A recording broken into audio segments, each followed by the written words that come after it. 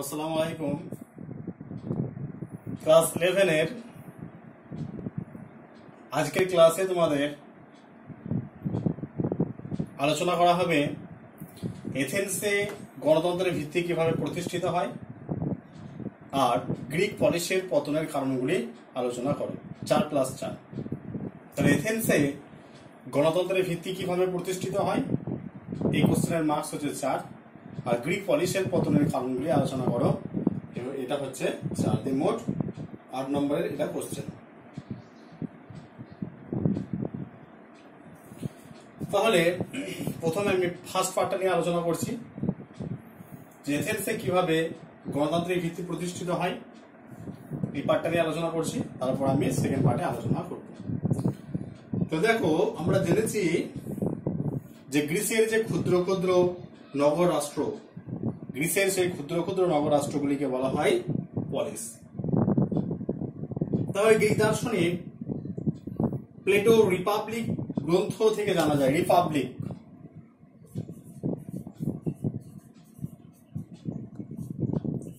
প্লেটোর Republic গ্রন্থ থেকে জানা যায় যে সেই সময় 1,500-এর বেশি পলিস ছিল, 1500-র অধিক পলিস ছিল। তাদের মধ্যে উল্লেখযোগ্য ছিল এথেন্স এবং স্পার্টা। এথেন্স ও স্পার্টা ছিল উল্লেখযোগ্য। তবে এথেন্সের শাসন ব্যবস্থার প্রকৃতি ছিল রাজতান্ত্রিক এবং স্পার্টার শাসনতন্ত্রের ভিত্তি ছিল প্রজাতান্ত্রিক। কিন্তু পরবর্তীকালে বিভিন্ন রকম পরিবর্তনের মাধ্যমে এথেন্সের শাসন ব্যবস্থা গণতান্ত্রিক হয়ে যায়। তাহলে প্রথমে রাজতান্ত্রিক ছিল এথেন্স, পরবর্তীকালে এথেন্স হয়ে যায় কি প্রথমে রাজতান্ত্রিক ছিল, তার পরবর্তীকালে বিভিন্ন পরিবর্তনের মধ্য দিয়ে এটা গণতান্ত্রিক হয়ে ওঠে। তাহলে এই যে এথেন্সে যে গণতন্ত্রের ভিত্তি প্রতিষ্ঠিত হলো, এই ক্ষেত্রে যিনি উল্লেখযোগ্য ভূমিকা পালন করেছিলেন তার নাম হলো সোলন।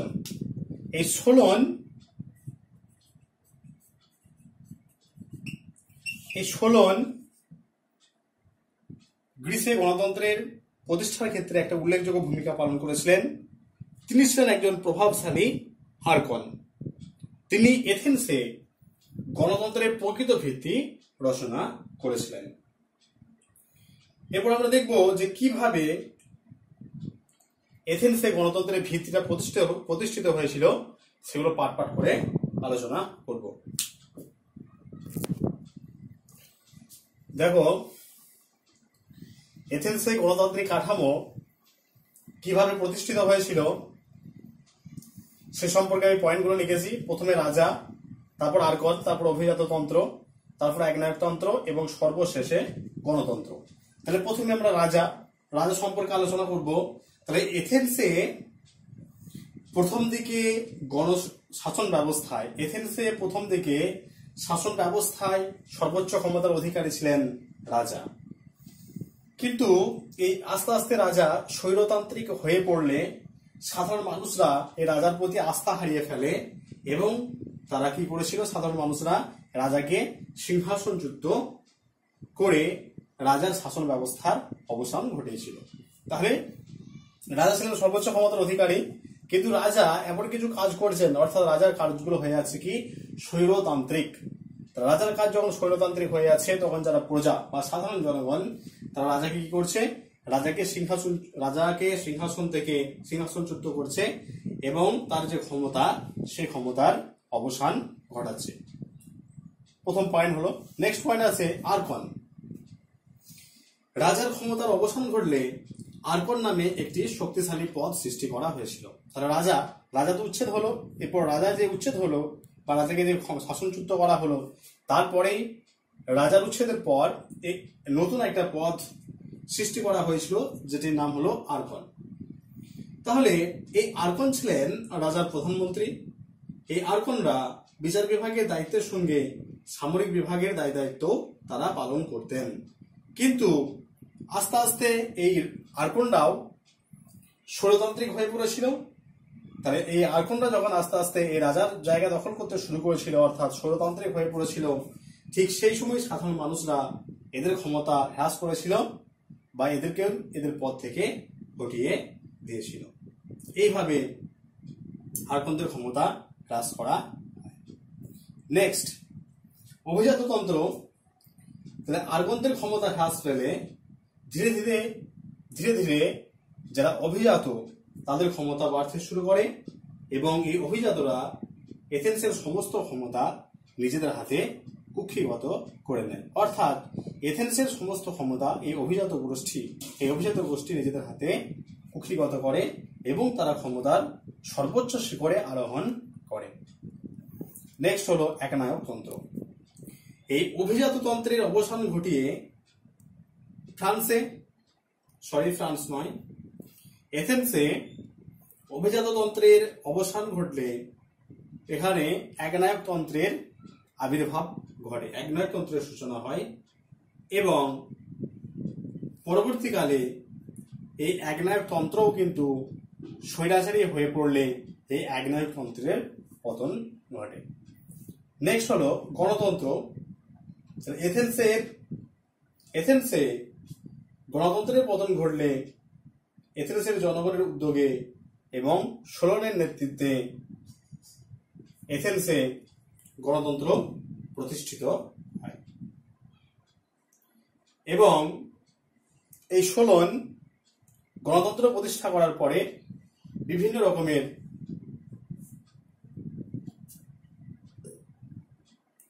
সংস্কারমূলক কাজ করেছিলেন। এরপর তিনি কি কি সংস্কারমূলক কাজ করেছিলেন?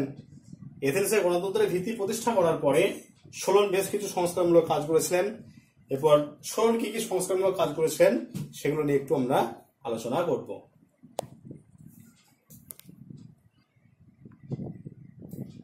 এরপর সোলন এথেন্সের গণতন্ত্র প্রতিষ্ঠায় কি কি কাজ করেছিলেন সেগুলো নিয়ে একটু আলোচনা করব। প্রথমেই হলো ভূমি ব্যবস্থা।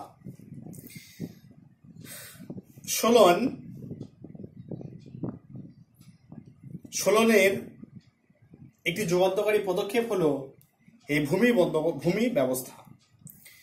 তাহলে আর্কন হিসেবে নির্বাচিত হওয়ার পর সোলন এথেন্সের যে আর্থিক বৈষম্য, সেই আর্থিক বৈষম্য দূর করার চেষ্টা করেন। ঋণের জালে জর্জরিত যারা সাধারণ মানুষ তাদের জমিগুলো অভিজাত শ্রেণীরা জোর করে দখল করে নিত। সোলন এর প্রতিকার করেন। তিনি জমির ঊর্ধ্বসীমা নির্দিষ্ট করেন এবং জমির যে ঋণ, সেই ঋণ সংক্রান্ত সর্বসাধারণের সঙ্গে যে চুক্তি, সেই চুক্তি তিনি বাতিল করেন। এইভাবে তিনি গৃহযুদ্ধের পরিস্থিতি থেকে এথেন্সকে রক্ষা করেছিলেন। তাহলে দেখো এখানে প্রথমে তিনি যে আর্থিক বৈষম্য, সে আর্থিক বৈষম্যকে দূর করার চেষ্টা করলেন। এটা 1 নম্বর পয়েন্ট, যে আর্থিক বৈষম্য দূর করছেন তিনি। আর দ্বিতীয়ত, তিনি যে অভিজাত শ্রেণীরা সাধারণ মানুষদের যে জমিগুলো দখল করে নিতে জোর করে, সেখান থেকে তিনি সাধারণ মানুষকে রক্ষা করলেন, একটা পয়েন্ট।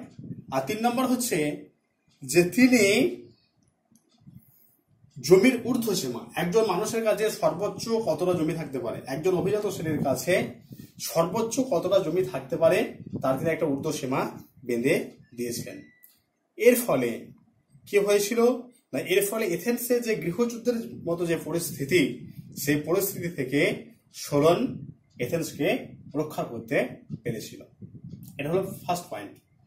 সেকেন্ড পয়েন্ট হচ্ছে অ্যারিওপ্যাগাসের সংস্কার সাধন। অ্যারিওপ্যাগাস, তাহলে এথেন্সের যে পরিষদ, সেই পরিষদ অ্যারিওপ্যাগাস, তাহলে এথেন্সের যে পরিষদ অ্যারিওপ্যাগাস নামে পরিচিত, সেই পরিষদের নিয়ন্ত্রণ যারা করতেন তারা হলেন অভিজাত শ্রেণী। তাহলে অ্যারিওপ্যাগাসের নিয়ন্ত্রক ছিলেন অভিজাত শ্রেণীরা। সোলন অ্যারিওপ্যাগাসের পুনর্গঠন করেছিলেন।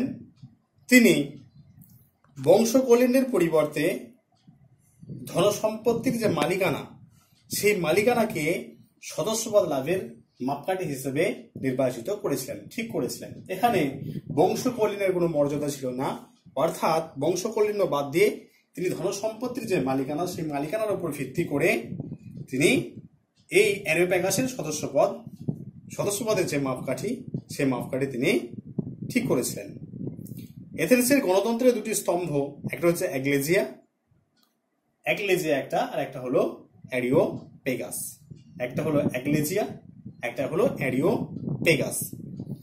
তাহলে সোলন এই অ্যারিওপ্যাগাসের যে সদস্যপদ, সেই সদস্যপদ তিনি লটারির মাধ্যমে নির্বাচিত করতেন। আর এই সোলনের সময় অ্যারিওপ্যাগাসের সদস্য সংখ্যা ছিল প্রায় 400-র মতো। তাহলে অ্যারিওপ্যাগাসের সদস্য সংখ্যা ছিল প্রায় 400 জনের মতো। আর এই অ্যারিওপ্যাগাসের যে সদস্যপদ, তাহলে সেই সদস্যপদ হতে গেলে প্রথমে দুটো ক্রাইটেরিয়া চাই। এক হচ্ছে যেখানে বংশকল্যাণ থাকবে না, এবং 2 নম্বর হলো এখানে সর্বোচ্চ সম্পত্তির মালিক, সেই সর্বোচ্চ সম্পত্তি এখানে যে সদস্যপদ, অ্যারিওপ্যাগাসের যে সদস্যপদ, সেই সদস্যপদের মাপকাঠি হবে। আর সদস্যদের নির্বাচিত করা হবে কি করে না, সদস্যদের নির্বাচিত করা হবে লটারির মাধ্যমে। আর সোলনের সময় যে সদস্য সংখ্যা, সেই সদস্য সংখ্যা ছিল প্রায় 400 জন। নেক্সট, নতুন অভিজাত শ্রেণী গঠন। সোলন এথেন্সের জনগণের বার্ষিক আয়ের উপর ভিত্তি করে অধিবাসীদের 4টি শ্রেণীতে বিভক্ত করেছিলেন। তিনি বংশানুক্রমিক অভিজাত শ্রেণীর পরিবর্তে আর্থিক প্রগতির উপর নির্ভর করে নতুন অভিজাত শ্রেণী গঠন করেছিলেন। তাহলে এখানে দেখো, এখানে বংশ একজন অভিজাত শ্রেণী, সে বংশানুক্রমিক ভাবে চলে আসছে, এটা কিন্তু সোলনের কাছে মাপকাঠি ছিল না। সোলনের কাছে নতুন অভিজাত শ্রেণীর মাপকাঠি ছিল যেটা আর্থিকভাবে যে অগ্রসর শ্রেণী বা প্রগতির ভিত্তি, মানে যেটা যে পরিবারটা আস্তে আস্তে আর্থিক দিক থেকে সচ্ছল হয়ে উঠছে, সেই পরিবারের সদস্যদের তিনি নতুন অভিজাত শ্রেণীর যে মাপকাঠি, সেই মাপকাঠিতে তিনি অন্তর্ভুক্ত করেছিলেন। এইভাবে সোলন অভিজাত শ্রেণীর বিশেষ অধিকার সম্পত্তি বা আর্থিক প্রগতির ভিত্তিতে নবীকরণ করেন এবং সাধারণ নাগরিকদের হাতে চূড়ান্ত ক্ষমতা তুলে দেন। এখানে কিন্তু রাজা, আর্কন বা অভিজাত শ্রেণীর কোনো স্থান ছিল না। তিনি নতুনভাবে অভিজাত শ্রেণী গঠন করেছিলেন, যার মাপকাঠি হলো যে পরিবারটা আস্তে আস্তে আর্থিক দিক থেকে সচ্ছল হয়ে উঠছে, সেই পরিবারের সদস্যদেরকে নতুন অভিজাত শ্রেণী গোষ্ঠীভুক্ত করা। এখানে কিন্তু কোনো বংশকল্যাণ ছিল না। নেক্সট পয়েন্ট হলো গণ আদালতের স্থাপন। তাহলে এথেন্সের বিচার ব্যবস্থার ক্ষেত্রে সোলন একটা গুরুত্বপূর্ণ ভূমিকা পালন করেছিলেন। তিনি অবসরপ্রাপ্ত কর্মচারীদের জন্য হেলাইয়া, এটা অনেক সময় তোমাদের শর্ট কোশ্চেনে পড়ে যে হেলাইয়া কি, অনেক সময় শর্ট কোশ্চেন পড়ে, তাহলে কি বলতে হবে যে সোলন অবসরপ্রাপ্ত কর্মচারীদের নিয়ে যে গণ আদালত স্থাপন করেছিলেন তা হেলাইয়া নামে পরিচিত। সর্বশ্রেণীর নাগরিকরা এই আদালতে লটারির মাধ্যমে বিচারক হিসেবে নিযুক্ত হওয়ার অধিকার লাভ করেন। তাহলে সর্বশ্রেণীর নাগরিক, এখানে শুধু যে উচ্চ শ্রেণীর মানুষরা থাকবে তা কিন্তু নয়, সর্বশ্রেণীর মানুষরা এখানে লটারির মাধ্যমে বিচারক হিসেবে নিযুক্ত হওয়ার অধিকার লাভ করত এই গণ আদালতে। তাহলে ফার্স্ট পার্টটা তোমাদের আলোচনা করা হলো এথেন্সের গণতন্ত্রের ভিত্তি কিভাবে প্রতিষ্ঠিত হয়েছিল। তার শেষে বলতে হবে যে এইভাবে সোলন এথেন্সে প্রকৃত গণতন্ত্রের ভিত্তি প্রতিষ্ঠা করেছিলেন সোলন। সেকেন্ড পার্টের পর শুরু করছি। এরপর গ্রিক পলিসের পতনের কারণগুলি আলোচনা করো, এই কোশ্চেনটা আমি আলোচনা করব। গ্রিক পলিসগুলি দীর্ঘকাল তাদের নিজস্ব ধারা এবং ঐতিহ্য বজায় রাখতে পেরেছিল। খ্রিস্টপূর্ব ৫ম শতকে পারসিকরা গ্রিক পলিসের উপর হামলা করলেও, আক্রমণ চালালেও কিন্তু পলিসগুলির পতন ঘটাতে পারেনি। পরবর্তীকালে খ্রিস্টপূর্ব ৪র্থ শতকে ম্যাসিডনের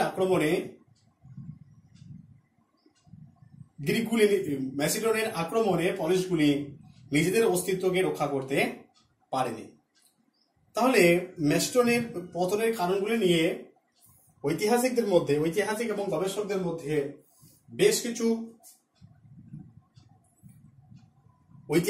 গবেষকরা বেশ কিছু কারণকে চিহ্নিত করেছেন। সেই কারণগুলি নিয়ে আলোচনা করব। প্রথম পয়েন্ট এক নম্বর সেটা হচ্ছে উপযুক্ত কর্মসংস্থানের অভাব। তাহলে একটু আগে আমরা জেনেছি যে পলিসের সংখ্যা ছিল প্রায় ১,৫০০। আর ১,৫০০ যেহেতু পলিস ছিল, তাই পলিসের যে জনসংখ্যা, সেই জনসংখ্যা ছিল অনেক বেশি। বিপুল পরিমাণে জনসংখ্যার জন্য উপযুক্ত কর্মসংস্থানের কোনো সুযোগ এখানে ছিল না, বা উপযুক্ত কর্মসংস্থানের কোনো ব্যবস্থা করা যায়নি, যেহেতু জনসংখ্যা বেশি ছিল। তাই কাজের সন্ধানে পলিসের জনগণ অন্যত্র পালিয়ে যায়। তাহলে কাজের সন্ধানে পলিসের জনগণরা অন্য জায়গায় পালিয়ে যাচ্ছে। এইভাবে আস্তে আস্তে পলিসগুলি জনহীন হয়ে পড়ছে এবং পলিসগুলির পতন ঘটছে। এটা হলো ১ নম্বর কারণ। নেক্সট হলো শিক্ষায় সমসুযোগের অভাব। তাহলে পলিসগুলির শাসন ব্যবস্থা গণতান্ত্রিক হলেও কিন্তু সেখানে বিভিন্ন সম্প্রদায়ের মধ্যে শিক্ষার সমসুযোগ ছিল না। শুধুমাত্র উচ্চবিত্ত শ্রেণী শিক্ষা লাভ করতে পারত, মধ্যবিত্ত শ্রেণী এবং নিম্নবিত্ত শ্রেণী শিক্ষা থেকে অনেক দূরে ছিল। তাই পলিসগুলির মধ্যে ঐক্য এবং সংহতি নষ্ট হয়ে পড়েছিল। নেক্সট পয়েন্ট, সুযোগ্য সেনানায়কের অভাব।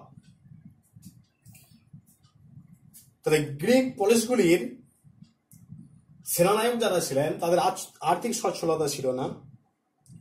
আর্থিক চাহিদা মেটানোর জন্য এই সেনানায়করা অনেকগুলি পলিসের সামরিক ব্যবস্থা তদারকি করত। ফলে কোনো একটা নির্দিষ্ট পলিসের তারা আনুগত্য এবং বিশ্বাস গড়ে তুলতে পারেনি, কেননা যেহেতু তারা বিভিন্ন পলিসের সঙ্গে যুক্ত ছিল। এই সকল সেনানায়কের কাছে পলিসের যুদ্ধে জয়লাভ অপেক্ষা নিজেদের আর্থিক যে চাহিদা, সেই আর্থিক চাহিদাটা ছিল অন্যতম বিষয়। এই সকল সেনানায়কদের কাছে যে সুযোগ্য এই সকল পলিসগুলোতে, তাই এই সকল পলিসগুলোতে কোনো সুযোগ্য সেনানায়ক ছিল না, কেননা এই সেনানায়করা কিন্তু বিভিন্ন পলিসের সঙ্গে যুক্ত ছিল। তাই কোনো একটা নির্দিষ্ট পলিসের কোনো সুযোগ্য সেনানায়ক ছিল না। তাই সুযোগ্য সেনানায়কের অভাবে পলিসগুলি আস্তে আস্তে দুর্বল হতে শুরু করে এবং পলিসগুলির পতন অবধারিত হয়ে ওঠে। নেক্সট পয়েন্ট হচ্ছে নৌশক্তির দুর্বলতা। তাহলে গ্রিসের পলিসগুলি ছিল পাহাড় পর্বত এবং সমুদ্র বেষ্টিত। এই পলিসগুলি সমুদ্র বেষ্টিত হওয়ায় বিদেশি আক্রমণ থেকে রক্ষা পাওয়ার জন্য প্রয়োজন ছিল নৌশক্তির। এই পলিসগুলির আর্থিক সংকটের কারণে এরা নৌশক্তিকে ঠিক সেইভাবে সংগঠিত করতে পারেনি। ফলে প্রথম থেকেই কিন্তু এই পলিসগুলি নৌশক্তিতে খুব দুর্বল ছিল। তাই নৌশক্তিতে দুর্বল হওয়ার কারণে এই পলিসগুলি আস্তে আস্তে তাদের পতনকে ডেকে আনে। নেক্সট পয়েন্ট হচ্ছে উপযুক্ত জীবিকার অভাব। তাহলে পলিসের অনেক নাগরিক উপযুক্ত জীবিকার অভাবে অন্য পলিসে গিয়ে তারা ভাড়াটে সৈন্যের কাজ করতে শুরু করে। পলিসগুলিতে এই ভাড়াটে সৈন্য সংখ্যা আস্তে আস্তে বৃদ্ধি পেতে থাকে। ফলে যারা নাগরিক তাদের আর্থিক দুর্বলতা বৃদ্ধি হয়। আবার অনেক সময় নাগরিকরা অন্য জায়গায় পালিয়ে গিয়ে বসবাস করে, কেননা এখানে যেহেতু জীবিকার তাদের একটা অভাব থেকে গিয়েছিল, তাই তারা অন্য জায়গায় গিয়ে বসবাস করতে শুরু করে। পলিসে ধনী এবং দরিদ্রের একটা বৈষম্য বৃদ্ধি পায়। এই অবস্থায় পলিসে জনগণের উপযুক্ত জীবিকার অভাব কিন্তু পলিসগুলির পতনকে ত্বরান্বিত করে তোলে। নেক্সট পয়েন্ট হলো ঐক্যের অভাব।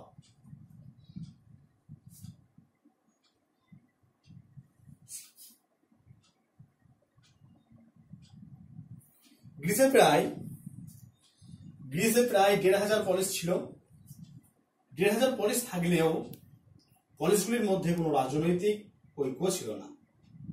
ফলে রাজনৈতিক ঐক্যের অভাবে পলিসগুলি তার ভারসাম্য বজায় রাখতে পারেনি এবং আস্তে আস্তে পলিসগুলি পতনের দিকে এগিয়ে যায়। নেক্সট পয়েন্ট হলো বিদেশি আক্রমণ।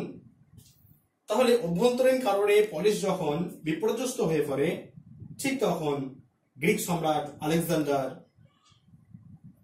বা ম্যাসিডোনিয়ার যে সম্রাট আলেকজান্ডার, তিনি পলিসগুলিকে আক্রমণ করেন এবং পলিসগুলির পতন সুনিশ্চিত হয়ে পড়ে। এইভাবে দীর্ঘদিন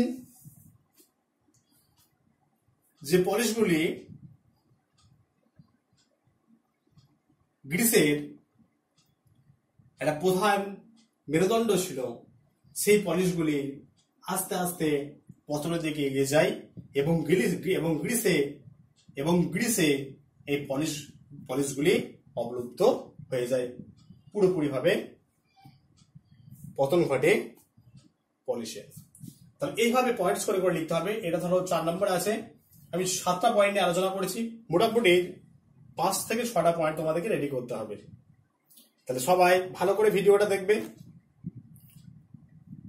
কারো যদি কোনো জায়গায় অসুবিধা হয় অবশ্যই ফোন করবে। তোমরা 11-এ পড়ছো, এগুলো সব নতুন জিনিস, এগুলোর সঙ্গে তোমাদের আগে কোনো পরিচয় ছিল না। যদি কোনো জিনিস, কোনো পয়েন্টস বুঝতে অসুবিধা হয়, বুঝতে না পারো, অবশ্যই সরাসরি ফোন করবে বা হোয়াটসঅ্যাপে মেসেজ করবে, যে জায়গাটা বুঝতে পারছি না আমি অবশ্যই সেই জায়গাটা ক্লিয়ার করে দেওয়ার চেষ্টা করব। সবাই খুব ভালো করে ভিডিওটা দেখবে। কাল তোমাদের 9টার সময় ভিডিওটা আপলোড করে দেওয়া হবে। ঠিক আছে।